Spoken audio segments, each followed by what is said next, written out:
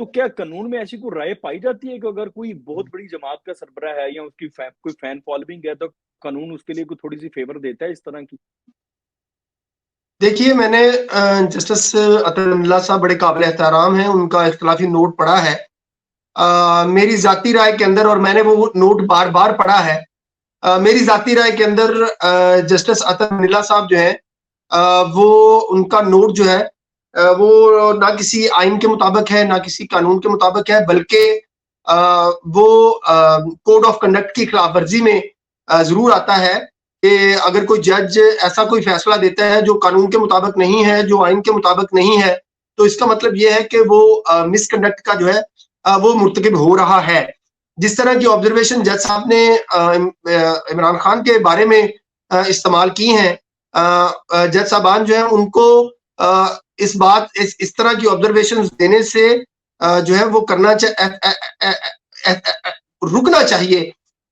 एतराज करना चाहिए इस तरह की जजमेंट्स देने से। लेकिन जस्टिस अख्तर मनिल्ला साहब ने तो बड़ा खुलकर जो है वो लाइव स्ट्रीमिंग और फैन फॉलोइंग की बुनियाद के ऊपर ये कहा है कि एक मुजरिम को, एक कैदी को जो है उसके बुनियादी हकूक की जो है वो खिलाफवर्जी हो रही है, और उसकी फैन में बड़ी घूम के उन्होंने बात की है। लेकिन अगर आप कोड ऑफ कंडक्ट का मुताला करें तो उसमें ये बात बड़ी वाज़ह तौर के ऊपर लिखी हुई है कि जज साहबान के ऊपर लाजम है कि वो आइन और कानून के मुताबिक फैसले करेंगे, बल्कि जो विल ऑफ द पीपल है उसकी बुनियाद के ऊपर फैसले नहीं करेंगे, जो फैन फॉलोइंग है उसको मद्देनजर रखकर फैसले नहीं करेंगे। इसलिए मैं जाती तौर के ऊपर ये समझता हूं कि जस्टिस अतर मनिल्ला साहब जो है वो इस इख्तिलाफी नोट को लिखने के बाद मिसकंडक्ट के मुर्तकिब हुए हैं, और सुप्रीम जुडिशल काउंसिल के पास ये इख्तियार हासिल है कि वो आज खुद किसी जज के खिलाफ कार्रवाई जो है वो शुरू कर सकता है अगर कोई जज जो है वो मिसकंडक्ट का मुर्तकिब होता हुआ नजर आता है। और दूसरी बात जो जस्टिस अतर मनिल्ला साहब ने अपने फैसले में की, वो नहायत ही काबिल एतराज है कि जस्टिस अतर मनिल्ला साहब ने इमरान खान के एक इंटरव्यू को अंडोज कर दिया अपने जुडिशल फैसले में कि इमरान खान साहब ने कहा कि उनकी हुकूमत तो उस वक्त के आर्मी चीफ जनरल बाजवा चला रहे थे। इस पैराग्राफ की जितनी मजम्मत की जाए बतौर जमहूरी कारकुन होने के नाते, आइन की बालादस्ती का दाई होने के नाते, ये ऑब्जर्वेशन जो है पाकिस्तान की जमहूरियत के लिए आइन और कानून की सरबुलंदी का मुंह काला करने के मुतरादिफ है। एक जज को एक ऐसी स्टेटमेंट जिसमें जिससे जमहूरियत का, मैं क्या अल्फाज इस्तेमाल करूं कि जमहूरियत का मुंह काला होता हो, वो नहीं लिखनी चाहिए थी जजमेंट, वो ऑब्जर्वेशन, लेकिन उन्होंने लिख दी। इमरान खान साहब के तर्ज सियासत का इक़्तिदार में आने का मैं सबसे बड़ा मुखालिफ हूं, उनका नाकद हूं, लेकिन जज साहबान को ये काम जो है वो नहीं करना चाहिए। इमरान खान गलत तरीके से इक़्तिदार में आया, जर्नैलों के बूट चाट कर आया, जर्नैल उसकी हुकूमत को चलाते रहे, आर्मी चीफ उनकी हुकूमत को चलाते रहे। लेकिन मैं ये बात कह सकता हूं, सियासतदान ये बात कह सकते हैं, तज्जियाकार ये बात कह सकते हैं, एक जज को अपने जुडिशियल ऑर्डर में इस तरह की ऑब्जर्वेशन नहीं देनी चाहिए थी। ये काबिल मुजम्मत है, काबिल मुजम्मत है, काबिल मुजम्मत है। बिल्कुल ठीक है मियां साहब, आपने बहुत अहम पॉइंट उठाया, आपने बड़ी खौफनाक जो है वो तस्वीर कशी की है। तो अभी मिसकंडक्ट अगर देखें, सुप्रीम जुडिशल काउंसिल आज खुद नहीं कुछ करती मिसकंडक्ट पर या एक मौजूद जज साहब के कंडक्ट के ऊपर जो कि आइन से निकल रहा है, तो क्या बाहर से कोई वकील भी तो रेफरेंस फाइल कर सकता है? तो क्या फिर कोई बाहर से अगर कोई वो लेके जा सकता है, और वो क्या पॉइंट्स है, किन बुनियादों पर लेके जा सकता है, और क्या आपका बस ये इख्तिलाफी नोट काफी है रेफरेंस दायर करने के लिए, और पब्लिक को जस्टिस अतर मनिल्ला के खिलाफ ये रेफरेंस दायर करना चाहिए। ये असूल सुप्रीम जुडिशल काउंसिल से तय करवाना चाहिए कि क्या जज साहबान को सियासत करने की इजाजत है, या क्या जज साहबान को सियासी किसी लीडर की फॉलोइंग की बुनियाद के ऊपर आइन और कानून से मुआवरा ऑब्जर्वेशन देने की इजाजत है या नहीं। पब्लिक को, वुकला को जस्टिस अतर मनिल्ला साहब के इस फैसले की बुनियाद पर सुप्रीम जुडिशल काउंसिल से लाजमी रजू करना चाहिए। बिल्कुल ठीक है। मेरा अगला आपसे सवाल इसी से रिलेटेड है। आपने एक खत भी लिख रखा है सुप्रीम जुडिशियल काउंसिल में, जिसमें आपने काज़ी साहब को ये कहा है, जो कि वो सब चेयरमैन है, सरबराह हैं सुप्रीम जुडिशियल काउंसिल के, उनको उनकी तवज्जो बावर करवाने की कोशिश की है कि आपके पास काफ़ी ज़्यादा जो जजेस के मिसकंडक्ट्स के ऊपर रेफरेंस है, तो आप उनको टेक अप करें। वो क्या है? कुछ हल्की सी उसकी तफसील भी बताइएगा कि कौन से इंपॉर्टेंट रेफरेंस हैं और क्या काज़ी साहब इसको उठाएँगे? देखिए, 21 जनवरी 2024 को chief justice Pakistan mister justice Qazi Faez Isa साहब ने एक तकरीब में खिताब करते हुए ये बात कही थी कि सुप्रीम जुडिशल काउंसिल के अंदर तकरीबन 100 शिकायत जो है वो मुख्तलिफ जज साहबान के खिलाफ जो है वो जेर इल्तवा है, और उनके ऊपर उन्होंने सुप्रीम जुडिशल काउंसिल के रूल्स के तहत ओपिनियंस भी जो है वो मांग ली हुई हैं। लेकिन अनफॉर्चुनेटली उसके बाद से लेके एक या दो दफा शायद सुप्रीम जुडिशियल काउंसिल का इजलास हुआ और बलूचिस्तान हाई कोर्ट के एक जज साहब को जो है वो शोकाज नोटिस जारी किया गया सुप्रीम जुडिशियल काउंसिल की तरफ से। लेकिन उसके बाद जो है होने वाली जो डेवलपमेंट्स हैं, उन्होंने सुप्रीम जुडिशियल काउंसिल का इजलास ही मुनक्कद नहीं होने दिया इनडायरेक्ट तरीके से। जैसे कि आप देखें, इस्लामाबाद हाई कोर्ट के 6 जज साहबान का खत आ गया और कमिश्नर रावलपिंडी के इल्जाम आ गए, और एक ऐसी अदालती माहौल क्रिएट कर दिया गया कि अब सुप्रीम जुडिशियल काउंसिल का इजलास मुनक्कद करने के लिए सुप्रीम जुडिशियल काउंसिल के मेंबरान के पास वक्त ही नहीं बचेगा और नहीं बच रहा। और ये बात सब जानते हैं कि मिस्टर जस्टिस काजी फाइज ईसा साहब ही बड़ी बहादुरी के साथ, दिलेरी के साथ, आइन के मुताबिक जो है वो अपने अदारे का एहतसाब कर सकते हैं। जितनी जुर्रत और दलेरी के साथ उन्होंने पिछले 7-8 माह अपना काम किया है, उनके अलावा उतनी दिलेरी, उतनी बहादुरी कोई नहीं दिखा सकता। लेकिन इस बात से डरते हुए जो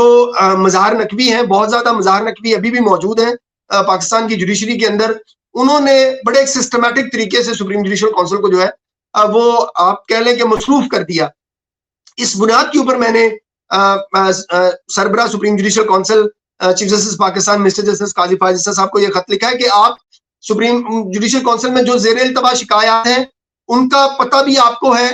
उन जज साहबान का भी आपको पता है, उसका मवाद भी सब आपके सामने है। आप चाहे उनको मुस्तरद करें कानून के मुताबिक या आप उनको मंजूर करें, आप उनके फैसले लाजमी कर दें, क्योंकि माजी के अंदर हमने ये देखा कि माजी में चीफ जस्टिस पाकिस्तान ऐसे गुजरे हैं जो करप्ट जज साहबान को तहफ्फुज फराहम करते रहे हैं, और उसी की वजह से आज पाकिस्तान की अदलिया में मसाइल का सामना करना पड़ रहा है पूरी पाकिस्तानी कौम को, उसी पॉलिसी की वजह। इसलिए मैं समझता हूं कि सुप्रीम जुडिशियल काउंसिल के जो सरबराह हैं चीफ जस्टिस पाकिस्तान को, उनको रोजाना की बुनियाद के ऊपर उन शिकायत के ऊपर समाअत करनी चाहिए। बाकी सारे काम जो है चीफ जस्टिस पाकिस्तान को उनको दूसरी तरजीह देनी चाहिए। पहली तरजीह जो चीफ जस्टिस पाकिस्तान काजी फायज ईसा साहब को देनी चाहिए वो जज साहबान का एहतसाब और जज साहबान की तैनाती का तरीकाकार, ये दो काम चीफ जस्टिस पाकिस्तान काजी फायज ईसा साहब कर दे तो इससे बड़ा उनका एहसान पाकिस्तान की कौम के ऊपर कभी नहीं होगा। बिल्कुल ठीक है। मेरा आपसे सवाल एक और है, अभी पिछले दिनों साइफर केस है वो खत्म कर दिया गया, इमरान खान साहब को बरी कर दिया गया, शाहिद कुरैशी साहब को बरी कर दिया गया। अब तक हमने जितने भी कानूनदान थे, तज्जियाकार थे, तजर्बाकार, सफारतकार थे और सफारती मामलात को कवर करने वाले जो रिपोर्टर्स थे, वो सब ये बता चुके हैं कि ये मामला बहुत संगीन है। इमरान खान साहब पर सब पे जो संगीन और खतरनाक और हसास केस था वो यही था, लेकिन इसमें इतनी आसानी से वो बच कैसे गए? खामियां आपको कहाँ नजर आई? कोई खामी नहीं नजर आई जी। ये प्रोसिक्यूशन के केस में एक जरा भी खामी नहीं है। प्रोसिक्यूशन का बड़ा ठोस केस था, और फिर एक ऐसा केस जिसमें मुल्जिम खुद एतराफ कर चुका हो कि हाँ मैंने साइफर की मालूमात को मिस यूज किया। वो जलसों में कह रहा है, वो तस्लीम कर रहा है, वो अदालत के सामने तस्लीम कर रहा है,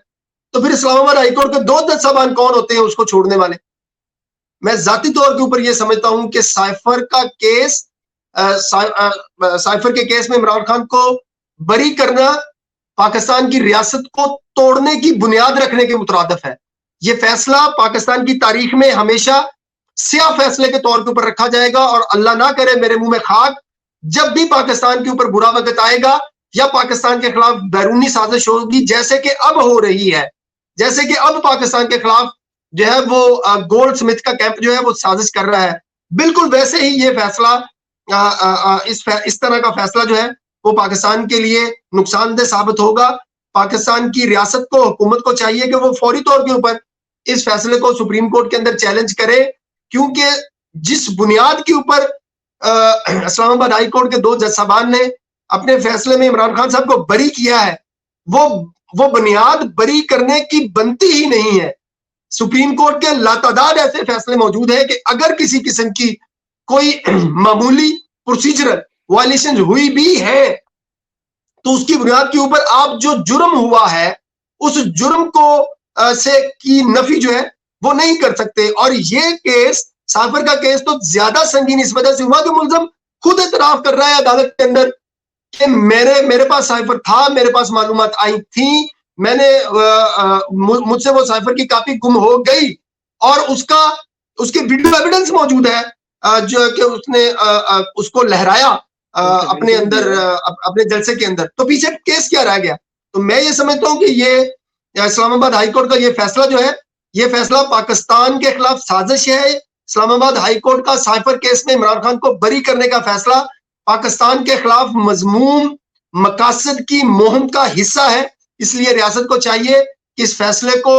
चैलेंज करें। आप देखें मुस्तकबिल के अंदर इस फैसले की बुनियाद के ऊपर तो इसका मतलब ये हुआ किसी भी तरह के कोई कौमी राज हो